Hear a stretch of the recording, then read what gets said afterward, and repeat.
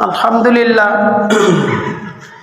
যাবতীয় প্রশংসা এবং গুণগান সেই মহান আল্লাহ সুবহানাহু ওয়া তাআলা, যে মহান স্রষ্টা আমাদেরকে জুমার সালাত আদায়ের উদ্দেশ্যে জুমার ঘর মসজিদে আসার, সালাতের পূর্বে খুতবায় কিছু কথা বলার এবং শোনার তৌফিক দিয়েছেন। আমরা তার শুকরিয়া স্বরূপ বলি আলহামদুলিল্লাহ। সালাত এবং সালাম সর্বশেষ এবং শ্রেষ্ঠ রাসূলের প্রতি, যিনি আমাদেরকে যাবতীয় কল্যাণের পথ এবং মত দেখিয়ে দিয়েছেন, যিনি সর্বশেষ এবং শ্রেষ্ঠ, তার প্রতি সালাত এবং সালাম সাল্লাল্লাহু আলাইহি ওয়াসাল্লাম।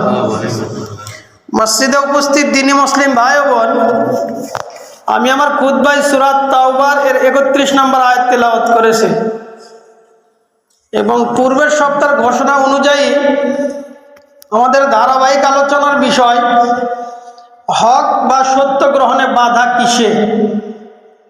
আমরা অনেক সময় সত্য জানার পরেও সত্য মানতে পারি না কেন, এই মর্মে আপনাদের সামনে কিছু কথা চলছে।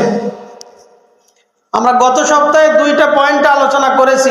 এক, সংখ্যাগরিষ্ঠের দোহাই দিয়ে চলা, যে পৃথিবীর সংখ্যাগরিষ্ঠ মানুষ কোন মত কোন পথে চলছে, এই দোহাই দিয়ে চলা।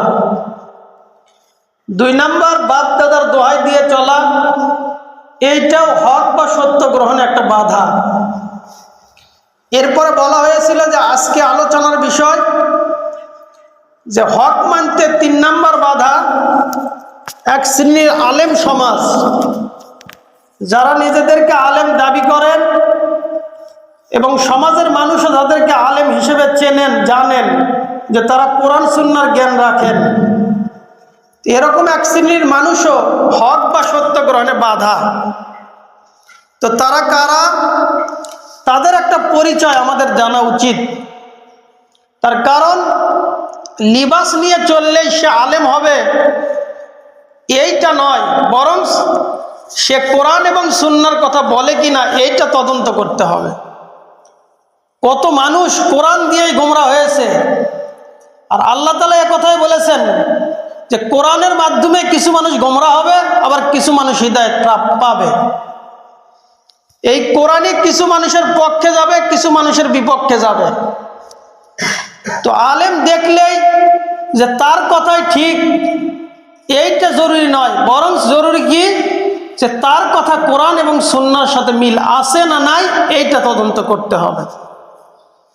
এখন আমরা যারা সাধারণ মানুষ, মুসল্লি, তাদের একটা অজুহাত থাকে যে আমরা কিভাবে তাদের তদন্ত করব। কার কথা ঠিক কার কথা ভুল, এটা আমাদের তদন্ত করার কি এমন এলেম বিদ্যা বুদ্ধি আছে? হ্যাঁ, বিদ্যা বুদ্ধি আপনার আমার আছে, কিন্তু আমরা এটা ব্যবহার করি না। আজকে যদি বলা হয় যে আপনাদের এই গ্রামের একজন মানুষকে বগুড়া শহরে 1% জমি ক্রয় করতে হবে, সে যদি মূর্খ মানুষও হয়, যদি লেখাপড়া নাও থাকে, তারপরেও সে কোথায় গেলে এই জমির সঠিক তদন্ত পাবে, এই পরিমাণ তদন্ত করবে, এরপরে জমি ক্রয় করবে। সে দেখবে জমির দাগ নাম্বার ঠিক আছে কিনা, যার কাছ থেকে আমি জমি ক্রয় করে নিচ্ছি, যাকে টাকা দেব, তার নামে জমি আছে কিনা, সিএস পর্চা সহ ওই জমির যাবতীয় কাগজ ঠিক আছে কিনা। নিজে না বুঝলে প্রয়োজনে উকিল ধরবে, প্রয়োজনে গ্রামে শিক্ষিত মানুষকে ধরবে, শহরের শিক্ষিত মানুষকে ধরবে, ধরার পর সে তদন্ত করে এরপর তার পকেট থেকে টাকা বের করে ওই জমির ওপরে টাকা দেবে। কই, আমরা নাকি বুদ্ধিমান নই? আমরা নাকি বুঝি না, ভালো মন্দ পার্থক্য করতে পারি না? পারি, তবে ব্যবহার করি না। যেখানে ব্যবহার করার প্রয়োজন সেখানে ব্যবহার করি, আর যেখানে সুবিধা নেওয়ার প্রয়োজন সেখানে সুবিধা আমরা গ্রহণ করে থাকি। উদাহরণস্বরূপ, যারা ধরেন ওই পান, জর্দা, সিগারেট খায়, পান, এখন তারা দলিল দেবে এক শ্রেণীর আলেমও তো পান খায়, জর্দা খায়, তাহলে আমি সাধারণ মানুষ, আমার পান খাওয়াতে সমস্যা কি? তো তাকে যদি বলা হয় এক শ্রেণীর আলেম তো বলছে যে পান খাওয়া হারাম, পানের সাথে জর্দা চুন খাওয়া হারাম, সে তখন বলবে একজন আলেম বলে হারাম, আর একজন আলেম বলে বৈধ, হালাল, সুতরাং আমি কোনো আলেমের কথাই মানি না, নিজে খাই তো খাই। তো এখন যে এই কথা বলে যে খাওয়া শুরু করলো, তার মানে কি? পরোক্ষভাবে একজন আলেমের সে অনুসরণ করলো। সে কে? যে এই সমস্ত নিষেধাজ্ঞ দ্রব্যের সাথে জড়িত, তার কথা সে মেনে নিয়েছে। তার মানে এটা মনের সাথে মিল হয়েছে। তাই তার কাছে এখন দলিল এইটাই যে আলেমরাই মতভেদ করে, আমরা সাধারণ মানুষ কোনটা মানি, সুতরাং কোনো আলেমেরটাই মানি না, আমি আমারটা মানি, এইটা নয়। বরং দুইজনের কথা আপনাকে শুনতে হবে, দেখতে হবে যে কার কথা হক, কার কথা সত্য, এরপরে মেনে নিতে হবে। আমি সূরা আত-তাওবার 31 নম্বর আয়াত তিলাওয়াত করেছি। সব আলেমকে অনুসরণ করা যাবে না, এই আয়াত তার দলিল।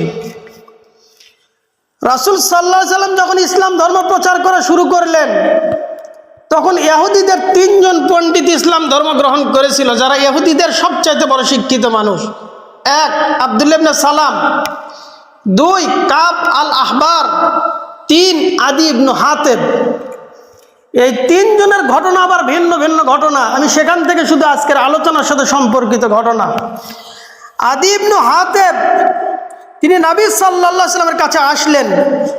তিনি বললেন, আমি যখন তার কাছে আসলাম, ওয়াফি উনুকি সলিবুন, ওই সময়ে আমার কাঁধে, আমার গলায় ছিল একটা ক্রুশ, একটা তাবিজ জাতীয় একটা বস্তু। তো নবী সাল্লাল্লাহু আলাইহি ওয়াসাল্লাম যখন আমার গলায় এটা দেখলেন, তখন তিনি বললেন, ইয়া আদি ইতরাহ আনকা হাযাল ওয়াসান, তুমি তোমার গলা থেকে, তুমি তোমার কাঁধ থেকে এই মূর্তিকে সরিয়ে ফেলো। একটা ক্রুশ বা এই জাতীয় একটা কিছু গলায় ঝুলানো ছিল। রাসূল সাল্লাল্লাহু আলাইহি ওয়াসাল্লাম বললেন, ওইটা তুমি নিক্ষেপ করো, ওইটা খুলে ফেলো, ওইটা ছিঁড়ে ফেলো।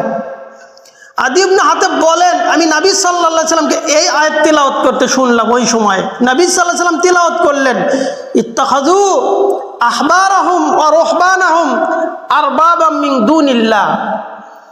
আদি ইবনে হাতেব আয়াত তো বুঝে নিলেন।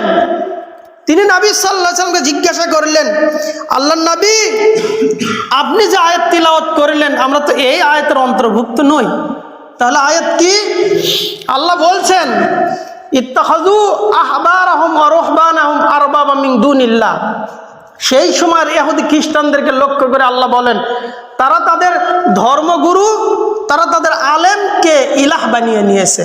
ইত্তাখাযু, তারা গ্রহণ করেছে, আহবারাহুম ওয়া রুহবানাহুম, ইহুদিদের ধর্ম পণ্ডিতকে, তাদেরকে বলা হতো আহবার, আর খ্রিস্টানদের ধর্ম পণ্ডিতকে বলা হতো রহবান। 2 ধর্মগুরুর 2টা নাম ছিল।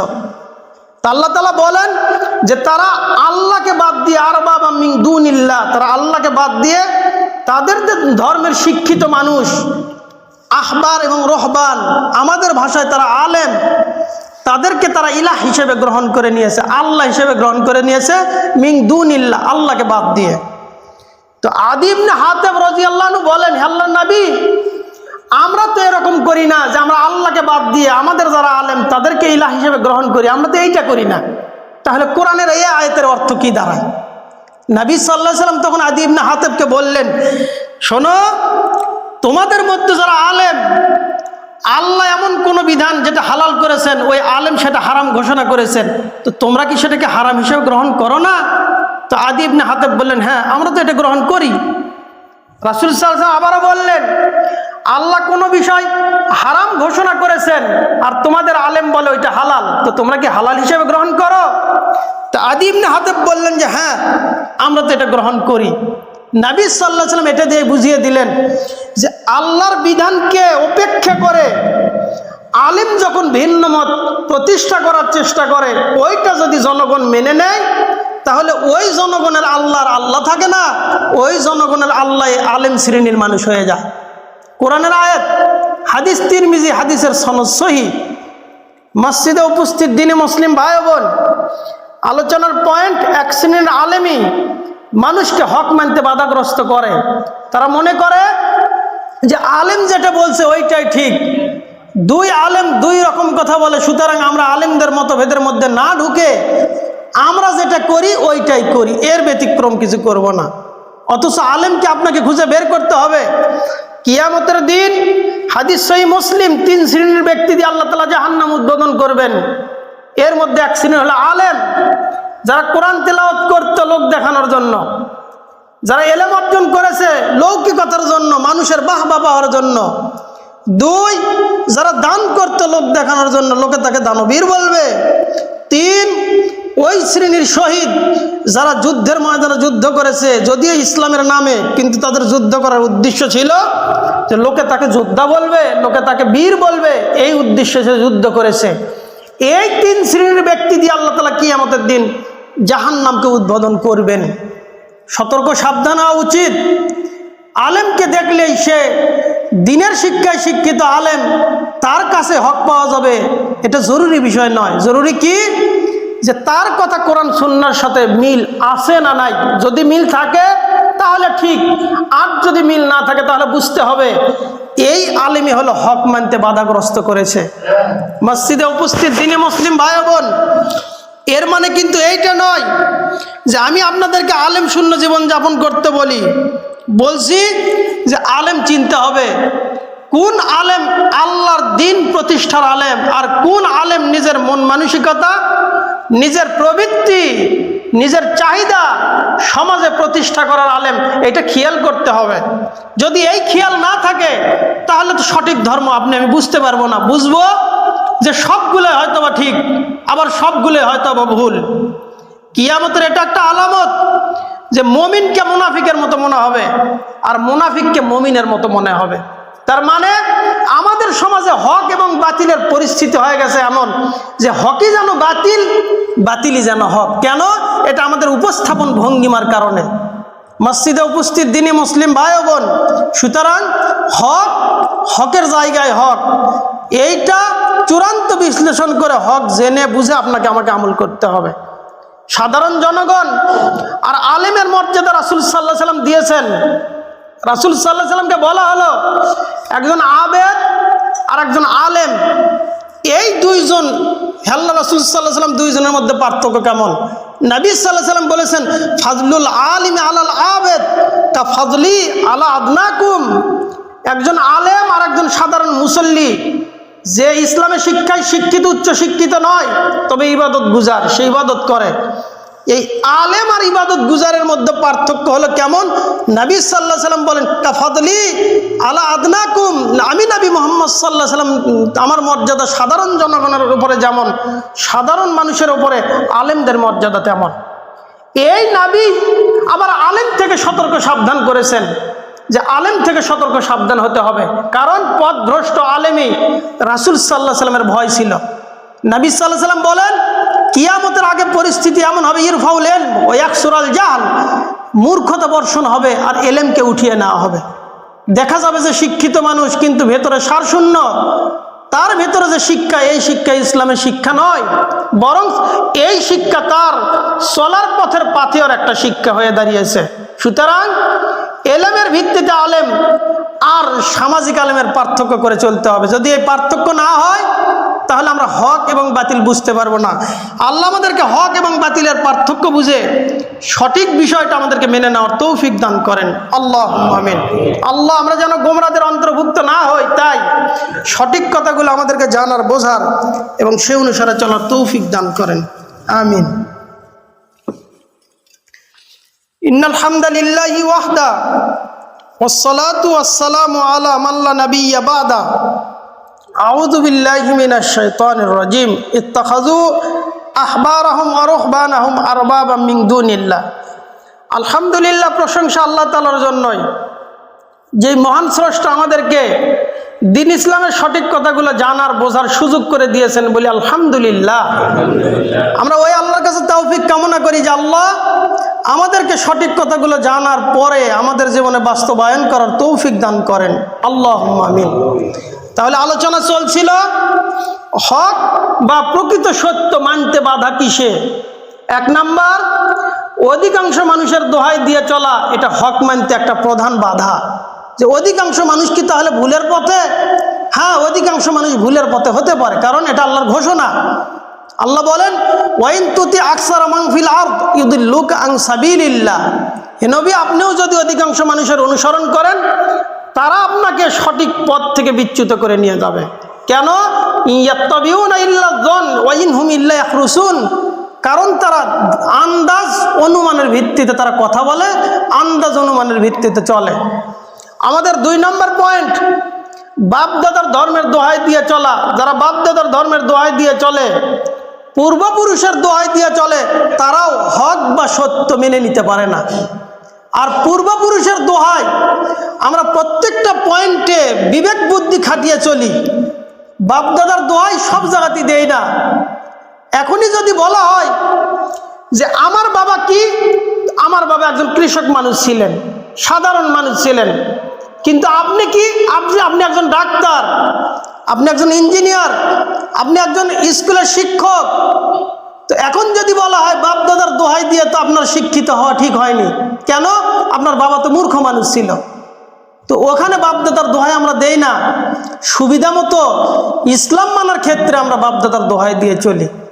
সুতরাং বাপ দাদার দোহাই দিয়ে নয়, সংখ্যাগরিষ্ঠের দোহাই দিয়ে নয়, আলেম শ্রেণীর দোহাই দিয়ে নয়, বরং হক বা সত্য কি তদন্ত করে বের করে এই বিষয়টা মেনে নেওয়ার আমাদের চেষ্টা করা উচিত।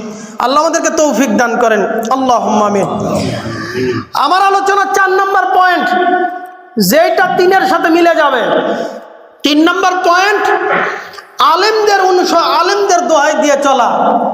4, সমাজে যারা নেতৃস্থানীয় ব্যক্তি, যারা দায়িত্বশীল, তাদের দোহাই দিয়ে চলা, তাদের মাধ্যমে ধর্মীয় বিষয়গুলো পরিচালিত করা। সমাজের এমনও কিছু দায়িত্বশীল রয়েছে যাদের ধর্মীয় জ্ঞান নাই, যারা দিন ধর্ম কিছু বোঝে না, যারা ভালো মন্দের পার্থক্য সমাজে বসবাস করে না, এমন কিছু সমাজে বসবাস করে যেই সমাজে সব কিছুই চলে। এখন তারা যদি হয় সমাজের দায়িত্বশীল, তাহলে ওই মানুষের দ্বারা সমাজ কি শিক্ষা পাবে? খয়বরের যুদ্ধে নবী সাল্লাল্লাহু আলাইহি ওয়াসাল্লাম আগের দিন ঘোষণা দিলেন যে আমি এই খয়বরের পতাকা আগামীকাল এমন একজনের হাতে উঠিয়ে দেব যার হাতে আল্লাহ তাআলা অবশ্যই অবশ্যই বিজয় দান করবেন। সাহাবীদের মধ্যে কৌতূহল শুরু হয়ে গেল, সবাই আশা করলো যে আগামীকাল সেই ব্যক্তি কে যার হাতে নবী সাল্লাল্লাহু আলাইহি ওয়াসাল্লাম খয়বরের পতাকা উঠিয়ে দেবেন আর তার হাতে আল্লাহ তাআলা খয়বরের বিজয় দান করবেন। এমনকি নবী সাল্লাল্লাহু আলাইহি ওয়াসাল্লাম বললেন যে যার হাতে পতাকা উঠিয়ে দেওয়া হবে সে আল্লাহ এবং আল্লাহর রাসূলকে ভালোবাসে এবং আল্লাহ এবং আল্লাহর রাসূল ওই ব্যক্তিকে ভালোবাসে। সাহাবীদের আগ্রহ বেড়ে গেল, প্রত্যেক সাহাবী মনে করলো এই ব্যক্তিটা যদি আমি হতাম তাহলে কতই না ভালো হতো। পরের দিন সকাল যখন হয়ে গেল, নবী সাল্লাল্লাহু আলাইহি ওয়াসাল্লাম আলীকে ডাক দিয়ে বললেন যে আলী কোথায়, আলী কোথায়? সাহাবীরা বললেন যে আলী রাদিয়াল্লাহু আনহু অসুস্থ, তার চোখের সমস্যা হয়েছে। নবী সাল্লাল্লাহু আলাইহি ওয়াসাল্লাম বললেন তোমরা আলীকে নিয়ে আসো। আলী রাদিয়াল্লাহু আনহুকে নিয়ে আসা হলো। নবী সাল্লাল্লাহু আলাইহি ওয়াসাল্লাম তার মুখ থেকে থুতু আলী রাদিয়াল্লাহু আনহুর চোখে লাগিয়ে দিলেন। সাথে সাথে চোখ তার এমনভাবে ভালো হয়ে গেল যেন ইতিপূর্বে এই চোখ অসুস্থই হয়নি। আলী রাদিয়াল্লাহু আনহু হাতে পতাকা উঠিয়ে দিলেন। পতাকা উঠিয়ে দিয়ে তো আগের দিনের ঘোষণাই ছিল যে আলী তুমি খয়বরের মাঠে গিয়ে তুমি খয়বরের জন্য যুদ্ধ করো, তোমার হাতে আল্লাহ তাআলা বিজয় দান করবেন। তবে আলী শোনো, সেখানে তুমি গিয়ে সর্বপ্রথম তাদের সাথে যুদ্ধের ঘোষণা না দিয়ে তুমি তাদেরকে আগে ইসলামের দাওয়াত দেবে। যদি তারা ইসলাম মেনে নেয় তাহলে তাদের সাথে আর যুদ্ধ নেই, যেহেতু তারা ইসলাম মেনে নিয়েছে। আর যদি তারা ইসলাম মেনে না নেয় তবে তুমি তাদের সাথে যুদ্ধের ঘোষণা দিয়ে দাও। আলী শোনো, ওয়াল্লাহি আল্লাহর শপথ করে বলছি, লা ইয়াহদিয়াল্লাহু বিকা রাজুলান ওয়াহিদ, আল্লাহ যদি তোমার মাধ্যমে একজন ব্যক্তিকে হেদায়েত দান করে তাহলে কি হবে? খায়রুল লাকা মিন আইয়াকুনা লাকা হুমরুন নাম, লাল উট থেকেও তোমার কাছে শ্রেষ্ঠ যে তোমার দাওয়াতের মাধ্যমে একজন মানুষ হিদায়াত পেয়েছে। ইমাম বুখারী রাহিমাহুল্লাহ এই হাদিসটা সহিহুল বুখারীতে 4 বার নিয়ে এসেছেন। তার মধ্যে আমার একটা বাব উদ্দেশ্য, ইমাম বুখারী রাহিমাহুল্লাহ এই হাদিস নিয়ে আসার পর তিনি অধ্যায় রচনা করলেন যে বাবু দুআইন নবী সাল্লাল্লাহু আলাইহি ওয়াসাল্লাম নাসাইলাল ইসলাম ওয়ান নবুওয়া, নবী সাল্লাল্লাহু আলাইহি ওয়াসাল্লামের পক্ষ থেকে সমস্ত মানুষকে আহ্বান ইসলামের দিকে এবং নবুয়তের দিকে। আর কিসের দিকে? ওয়া আল্লাহ ইয়াত্তাখিযা বা'দুহুম বা'দান আরবাবাম মিন দুনিল্লাহ, আর মানুষ যেন একজন আরেকজনকে আল্লাহকে বাদ দিয়ে ইলাহ হিসেবে গ্রহণ না করে। এই জন্য নবী সাল্লাল্লাহু আলাইহি ওয়াসাল্লাম মানুষদেরকে ইসলামের দিকে আহ্বান করেছেন। মসজিদে উপস্থিত দিনী মুসলিম ভাই বোন, যারা সঠিক ধর্ম ইসলাম অনুসরণ করে না বরং নেতা নেত্রীর পিছনে ঘরে তাদের অনুসরণ করে চলে, ইমাম বুখারী রাহিমাহুল্লাহ হাদিস দিয়ে এই বুঝ নিয়েছেন যে তারা আল্লাহকে বাদ দিয়ে একজন আরেকজনকে ইলাহ হিসেবে গ্রহণ করে নিয়েছে। তাদের আল্লাহর আল্লাহ নেই, তাদের আল্লাহ হলো ওই নেতা, তাদের আল্লাহ হলো ওই সমাজপতি, তাদের আল্লাহ হলো ওই নেত্রী, তাদের আল্লাহ হলো ওই সমাজের দায়িত্বশীল, যাকে মানুষ অনুসরণ করে তার সম্মান দিয়ে চলে, হক বাতিলের পার্থক্য করে চলে না। সে আমাদের মধ্যে একজন সম্মানী ব্যক্তি, তার অর্থ সম্পদ রয়েছে, তার একটা মান মর্যাদা রয়েছে। এভাবে মান মর্যাদা দিয়ে যদি কোনো ব্যক্তি তাকে সম্মান করে আর ইসলামের বিধান যদি খাটো করে চলে, ইমাম বুখারী রাহিমাহুল্লাহ বলেন আর বাবা মিন দুনিল্লাহ, তারাই আল্লাহকে বাদ দিয়ে ওই নেতাকে তারা ইলাহ বানিয়ে নিয়েছে। সুতরাং সতর্ক সাবধান হওয়া উচিত। কত বড় শিক্ষিত এইটা নয়, কত বড় সম্মানী ব্যক্তি সে এইটা নয়, কত বড় অর্থশালী ব্যক্তি এইটা নয়। সম্মানী ব্যক্তি আপন জায়গায় সম্মানী হতে পারে। সহিহ মুসলিমে শুরুর দিকে ইমাম মুসলিম রাহিমাহুল্লাহ বাব এবং হাদিস নিয়ে এসেছেন। রাসূল সাল্লাল্লাহু আলাইহি ওয়াসাল্লাম বলেন তানজিলিন নাস মানাজিলাহুম, তোমরা প্রত্যেক মানুষকেই তার স্তর অনুসারে সাজাও। প্রত্যেক মানুষের একটা মান মর্যাদা আছে, তাকে ওই মান মর্যাদা দিয়েই রাখতে হয়। একজন হাই স্কুলের হেডমাস্টার সে কলেজের হেডমাস্টার হতে পারে না, সে কলেজের প্রিন্সিপাল হতে পারে না। একজন প্রাইমারির হেডমাস্টার সে হাই স্কুলের হেডমাস্টারের সম্মান তাকে দেওয়া যাবে না। এমনকি যদি একজন দারোয়ান হয়, দারোয়ানকে আপন জায়গায় সম্মান দিতে হবে। এখন যদি কেউ মনে করে আমি দারোয়ানকে আজকে সম্মান দিয়ে ওই হেডমাস্টারের চেয়ারে বসিয়ে দেব, তাহলে এটা হেডমাস্টারের জন্য অপমান করা হবে। অনুরূপভাবে নেতা নেত্রী যারা রয়েছে, সমাজের যারা দায়িত্বশীল, এরা যদি শরীয়ত না বোঝে, তা এদেরকে অতিরিক্ত সম্মান ভক্তি দেখানো, আল্লাহকে অপমান করা, আল্লাহকে বাদ দিয়ে তাদেরকে ইলাহ হিসেবে গ্রহণ করা। কিয়ামতের দিন পরিস্থিতি জটিল, পরিস্থিতি ভয়াবহ। যাদের কারণে হক বা সত্য মানা যায় না, যাদের কারণে হকের প্রতিবন্ধকতা হয়, যাদের উপরে কথা বলা যায় না, আশ্চর্য সামাজিকতা অবস্থা। আমাদের এই বগুড়া জেলাতে এমনও মসজিদ রয়েছে, একজন ব্যক্তি সভাপতি হওয়ার জন্য তার মসজিদের সভাপতি বানানো হয়নি। এই জন্য এক মসজিদ থেকে অন্য মসজিদের দূরত্ব হেঁটে গেলে হাফ মিনিটও লাগবে না। আমাদের বগুড়া জেলাতে এরকম মসজিদ রয়েছে। এখানে একটা মসজিদ এক জমি পরে আর একটা মসজিদ করেছে। কেন? আমার মান ধরে রাখতে হবে, আমাকে সভাপতি ধরে রাখতে হবে। তাহলে ওই সভাপতিকে যারা অনুসরণ করে চলবে, খেয়াল রাখতে হবে ওই সভাপতি নয়, ওই সভাপতির অনুসারী যারা থাকবে সবারই একজন এলা, সেটা হলো ওই সভাপতি সাহেব। মসজিদে উপস্থিত দিনী মুসলিম ভাই ও বোন, কথা বুঝতে হবে, হক কথাগুলো জানার মন মানসিকতা থাকতে হবে। যদি না থাকে তাহলে হক আপনার আমার পাশ কাটিয়ে আমরা যেভাবে চলছি এভাবে সারা জীবন চলবে, তাহলে তো হক পাওয়া যাবে না, হক বোঝাও যাবে না। হক বোঝা প্রয়োজন। রাসূল সাল্লাল্লাহু আলাইহি ওয়াসাল্লাম আলী রাদিয়াল্লাহু আনহুকে বললেন, আলী শোনো, তোমার কথায় যদি একজনে হেদায়েত পায়, তোমার জন্য এইটাই লাল উট থেকে শ্রেষ্ঠ। আর সেই সময়ে লাল উটের দাম অন্য অন্য উটের চাইতে ছিল সবচাইতে বেশি দাম। মসজিদে উপস্থিত দিনে মুসলিম ভাই বোন, আল্লাহ তাআলা কোরআনুল কারিমে শয়তানের কথা বলেছেন। শয়তানের কথা 100 বার রয়েছে, এর মধ্যে 88 বার সরাসরি শয়তান শব্দ উল্লেখ রয়েছে, কখনো এক বচন, কখনো দ্বিবচন, কখনো বহু বচন। আর ইবলিস দিয়ে শয়তানকে বোঝানো হয়েছে 11 বার। এই 88 এবং 11 99 বার। আর সূরা নাসের একদম শেষ, সেখানে মিনাল জিন্নাতি ওয়ান নাস, খন্নাস বলতে একবার শয়তানকে বোঝানো হয়েছে। এই 100 বার কোরআনে শয়তানকে বোঝানো হয়েছে। একটা অবাক করা বিষয়, আল্লাহ কোরআনে যত জায়গায় শয়তানকে উল্লেখ করেছেন, কোরআনের শুরুটাও শয়তান দ্বারা মানুষ, কোরআনের শেষটাও শয়তান দ্বারা মানুষ। এই মানুষকে বোঝানো হয়েছে শয়তান দিয়ে। সূরা বাকারার আয়াত নম্বর 14 আল্লাহ বলেন, ওয়াইদা লাকুল্লাযিনা আমানু, যখন তারা ইমানদারদের সাথে সাক্ষাৎ করে, ক্বালু আমান্না, তখন তারা বলে আমরা ইমানদার, আমরা ঈমান এনেছি। ওয়াইদা খালাউ ইলা শায়াতিনহিম, আর যখন তারা ইমানদারদের থেকে অন্যত্রে চলে যায়, তাদের শয়তানদের সাথে নির্জনে মিলিত হয়, তখন তারা বলে ক্বালু ইন্নামা নাহনু মুস্তাহজিউন, আমরা তো তাদের সাথে সাথে উপহাস করি মাত্র, আর আমরা তো তোমাদের সাথেই রয়েছি। তাহলে আল্লাহ শয়তানকে এখানে শয়তান দিয়ে উদ্দেশ্য কাদেরকে নিয়েছেন? মক্কায় যারা ওই সমাজপতি ছিল, যারা দায়িত্বশীল ছিল, তাদেরকে উদ্দেশ্য করেছেন আল্লাহ। আল্লাহ বলেন ওয়াইযা খালাউ ইলা শায়াতিনহিম, যখন তারা নির্জনে তাদের শয়তানদের সাথে মিলিত হয়, মানে যখন তারা নির্জনে তাদের দায়িত্বশীলদের সাথে মিলিত হয়, যেই দায়িত্বশীল শরীয়ত বোঝে না, ধর্ম বোঝে না, তাদের কথা আল্লাহ তাআলা শয়তান নামে উল্লেখ করেছেন। সর্বশেষ শয়তান মিনাল জিন্নাতি ওয়ান নাস, মানুষের ভেতর শয়তান, জিনদের ভেতরে শয়তান। মিনাল জিন্নাতি ওয়ান নাস, মানুষের ভেতর, জিনের ভেতরে শয়তান, মানুষের ভেতরে শয়তান। সুতরাং আমার ভিতরে মানুষের স্বভাব আছে নাকি শয়তানি মনোভাব ঢুকেছে, এটা পার্থক্য করে চলতে হবে। যদি পার্থক্য না হয়, কিয়ামতের দিনে পরিস্থিতি কি?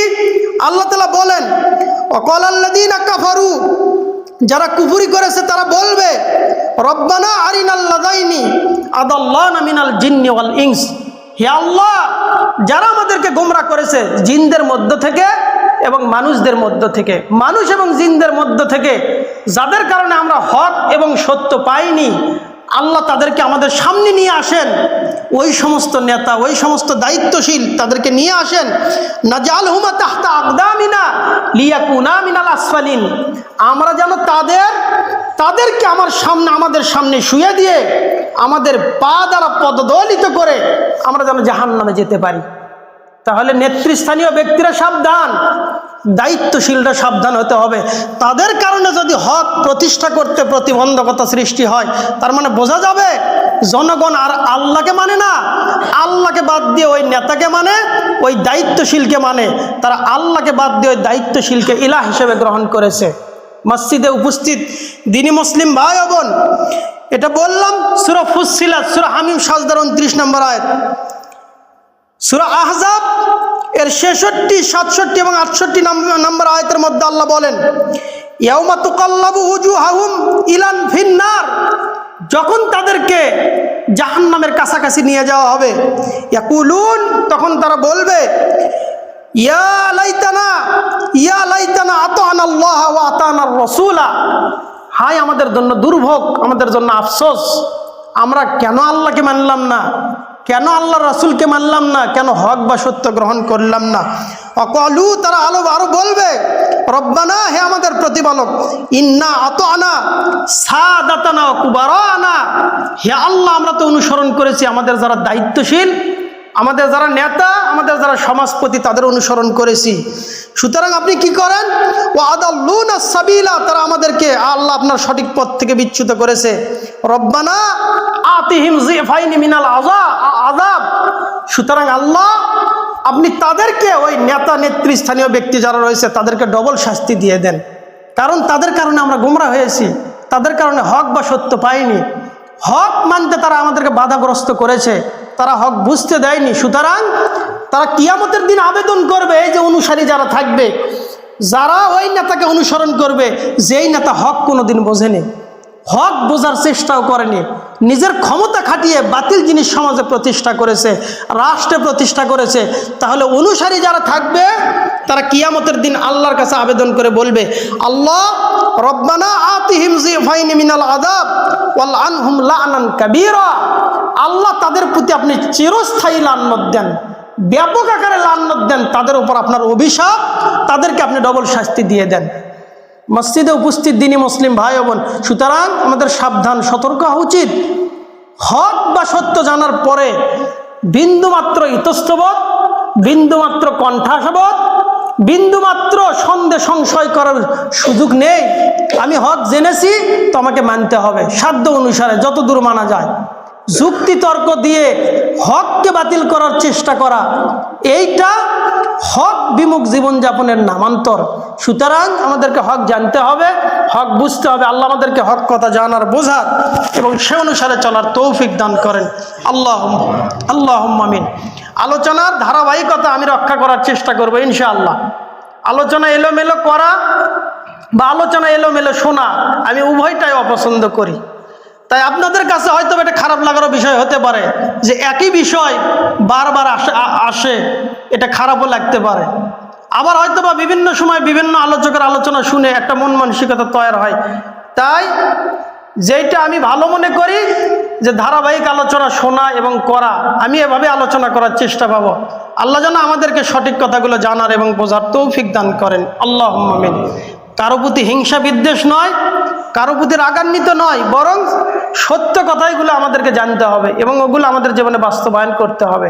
তা না হলে এই দুনিয়ার ক্ষমতা দাপট পরকালে থাকবে না। পরকালে প্রত্যেক ব্যক্তিকে উলঙ্গ হয়ে উঠতে হবে, খাতনাবিহীন উঠতে হবে, জুতা স্যান্ডেলবিহীন উঠতে হবে। সেই দিন কোনো নাম থাকবে না, না মেম্বার, না চেয়ারম্যান, না সমাজপতি, না সভাপতি, না সেক্রেটারি, কোনো নাম থাকবে না। সবাই একজন একজন করে উঠবে। তবে কিয়ামতের দিন মানুষের একটা পরিচয় থাকবে যে যত বড় গাদ্দারি করেছে তার পিছনে আল্লাহ তাআলা গাদ্দারের তত বড় পতাকা দিয়ে দেবেন। লিকুল্লি গাদিরিন লিয়াউন ইয়াউমাল কিয়ামা আলাস্তিস ইয়াহি।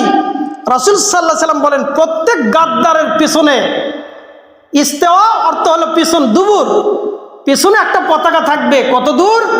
আলা কদরি গদরি, তার গাদ্দারি যত বড় তার পতাকা তত বড়। অন্য কোনো নাম থাকবে না, কোনো ক্ষমতা থাকবে না, টাকা পয়সার বড়াই থাকবে না। তবে গাদ্দারির পতাকা, যে যেরকম গাদ্দারি করবে তার গাদ্দারির পতাকা তত বড় থাকবে। পরিবারের সাথে গাদ্দারি, রাষ্ট্রের সাথে গাদ্দারি, ধোঁকাবাজি, প্রতারণা, মসজিদ মাদ্রাসা সহ যে যেখানে ধোঁকাবাজি করবে এই ধোঁকাবাজির একটা পতাকা তার সাথে থাকবে। মানুষ দেখলেই বুঝতে পাবে গাদ্দার ছিল, প্রতারক ছিল, ধোঁকাবাজ ছিল। আল্লাহ আমাদেরকে যাবতীয় ধোঁকা থেকে হেফাজত করে সঠিক ইসলাম আমাদেরকে জানার, বোঝার এবং সে অনুসারে চলার তৌফিক দান করেন। আল্লাহুম্মা আমিন। আল্লাহ, আমি বয়সে কম, অল্প বয়স, আমার এলেম বিদ্যা বুদ্ধিও তেমন নাই, তারপরেও আমি কথা বলার চেষ্টা করি। আল্লাহ যেহেতু সুযোগ করে দিয়েছেন কথা বলার, তাই আল্লাহ যেন আমার মুখ থেকে এমন কতকগুলো কথা বের করেন যে কথাগুলো আমি সহ আমরা যারা শুনছি সকলেই উপকৃত হবে। আল্লাহ যেন এরকম কথা আমার মুখ থেকে বের করে দেন। আল্লাহুম্মা আমিন। আমরা যারা শুনছি আমাদের মন উজাড় করে সঠিক কথাগুলো আমরা বোঝার লক্ষ্যে আমরা শোনার মন মানসিকতা রাখবো। আল্লাহ যেন আমাদেরকে মন মানসিকতা দান করেন। আল্লাহুম্মা আমিন। আমাদের মধ্যে যারা অসুস্থ আল্লাহ যেন তাদেরকে পরিপূর্ণ সুস্থতা দান করে দেন। আল্লাহুম্মা আমিন।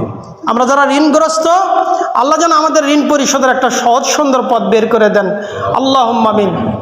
আমরা যে যে সমস্যার মধ্যে রয়েছি আল্লাহ আমাদের যাবতীয় সমস্যার একটা সহজ সুন্দর পথ বের করে দিয়ে আমাদের দুনিয়ার জীবন সুন্দর করে দেন। আল্লাহুম্মা আমিন। আল্লাহ আমাদের পরকাল সহজ করে দিয়ে জান্নাতুল ফিরদাউস যেন আল্লাহ আমাদেরকে দিয়ে দেন। আল্লাহুম্মা আমিন। এই বলে আজকের খুতবার আলোচনা এখানেই শেষ করলাম। সুবহানাকাল্লাহুম্মা বিহামদিকা আশহাদু আল্লা ইলাহা ইল্লা আনতা আস্তাগফিরুকা ওয়া আতুবু ইলাইক।